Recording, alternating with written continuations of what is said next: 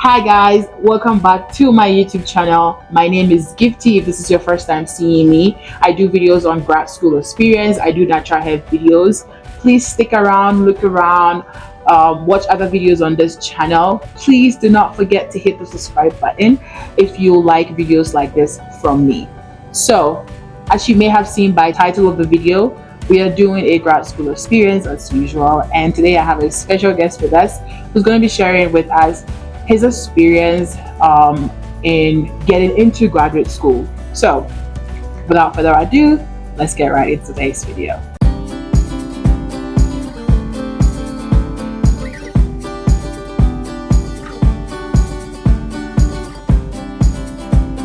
Right. So, we're gonna go ahead and start. And before we do that, I'd like our guest to introduce himself. So, Mandy, do you mind introducing yourself? Hi, I'm Mandy. I'm a graduate student here at Montana State University, and I'm reading material science. Yeah, first year, first sem. PhD or master's? PhD. PhD. Wow, that sounds very huge. But congratulations on you getting into a PhD program. So tell me, I heard this news that you're from UDS. Yeah. And UDS is University of Development University Studies. for Development University for Development Studies. And the reason why I was super interested in you sharing your experience is the fact that as it stands now, we've not had any students from UDS at Montana State University. So I'd like you to share your experience and then put it out there for other UDS students who might be interested in grad school to at least target, Montana State and come here. For all you know, you never know. Yeah, greater and bigger opportunities here. So that is why I want you to share your experience. So let's get right into it. What motivated you into deciding to come to Montana State? So there were several factors that there were so many factors. Let me just put it that way. And then I would like to go back to when I was doing my bachelor's in UDS. So I happened to study mechanical engineering. Yeah. And then I decided to specialize in production engineering because it was basically the part of my course that I really liked. Yes. And then I think as I was progressing with my degree, I realized that I had so much interest in renewable energy. And so I did a lot of reading around it. And then I took some courses. I realized that I had some interest. I had a lot of interest in the area. Yeah, so I think when I was concluding my degree, I decided to basically focus on a particular area in renewable energy. And then with my own research, I realized that there was something going on. There was research going on. We call it perovskite technology. Is more or less like a next gen photovoltaic material, and so I decided to tailor my interest into that area. And then whilst I was preparing for my graduate school applications, I went through so many schools, and then I found Montana State. I realized that there was a lot of research going on in that area. And then another thing that also made me to another reason why I decided to come to Montana State is because I had some interest in corrosion technology or corrosion research, and then I realized that there were some professors here that were actually focusing in that area. So I just basically I tailored my interest into this, and then I did my school searches. And then I found Montana State. And then an intriguing or interesting part of the whole application process was that they were very welcoming. As in when I first initiated communication with the school, they were very welcoming, answered all my questions, and it just seemed like the perfect environment for me to study. And so I just decided to come to Montana State. I'll ask you to hold on that thought because I'll ask you how now that you're here, I'll ask you what you think about that. But just out of curiosity, how many schools did you apply? I think 5 or 6. 5 or 6. I don't really remember. Okay. So some I started there. I started the application and then I stopped. Yeah, yeah. I like what you said in terms of how you found your research interest, Yeah. and then although you were doing like a broad program like Yeah. material science, right? You found that little like part of it. I won't say little, but you found that research aspect of it, and then you tailored your interest towards it. Yeah. And then when you were searching for your grad school, that was what you had in mind. Yeah, yeah. It sounds like very like appropriate, like right steps to go through when you're looking for grad school, especially when you're in the engineering programs and the sciences. Yeah. Right. So far away from the motivation, let's talk about the details. You mentioned you communicated with your department and other things. Like what went into what went into place? Like what was the process like? You mentioned you spoke to the school, but like Yeah. who did you talk to? Were there professors that you contacted? Like how was the process like? Yeah, so the first set of people I communicated with, basically the program coordinator, and generally they are basically the people who handle everything related to the application process, answering specific questions related to the program and all that. And so first of all, when I initiated communication, I wanted to know what the specific requirements were for me to put in an application, and then they actually helped with that. And then I realized that they kept on. How do I put this? The communication was we continued communicating and all that. That is new. Yeah, yeah. And so I just basically I didn't directly contact a professor. Yes, I didn't contact a professor because one of the reasons was that it was not really a requirement. Yeah, and personally, I just decided not to. Yeah, I understand. Yeah, I decided not to because I had a little bit of experience from the past, and so yeah, I just decided to take my chances with the application. Yeah, and going through the program, the programs coordinator. Yeah, yeah. And so, speaking with the programs coordinator, I had almost all the information I needed for my application. Yeah, basically. Yeah. Right. So you put in your application, and then you got admitted into it. Yeah. That's interesting. So you mentioned that when you were searching for your school, you had million things that you were looking for, and also the programs coordinator was able to help you narrow it down. Yeah. Now you are here. You're in Montana State University doing your PhD in material science. Yeah. Right? You've had the opportunity to experience your faculty. Yeah. I mean, if not all of them, like as in like taking classes with them, but like Yeah. you've had the opportunity to be around them and see how they work, and also be in their labs if you do. Yeah. You mentioned that it was something that you were interested in. Are you still interested in now that you are in it? Definitely, I am. So what's keeping that continuity in terms of interest? First of all, I would say that the professors, I haven't interacted with all the professors, yeah, but then the few I have interacted with are very welcoming. They are very helpful, and then I want to factor in this. I've been out of school for a while, and so they tailor everything to suit, or there's a focal point for everyone where everyone can easily fit in. Yeah, so they don't tailor it. Sometimes there's this big challenge with being out of school for some time and then coming and all that, and then they factor all those things in their teaching and all that. When it comes to research, when you're in the research labs, when you want to rotate in a lab, like they are very welcoming, and then I feel like they create this welcoming environment, and then basically I think that alone is important for me here.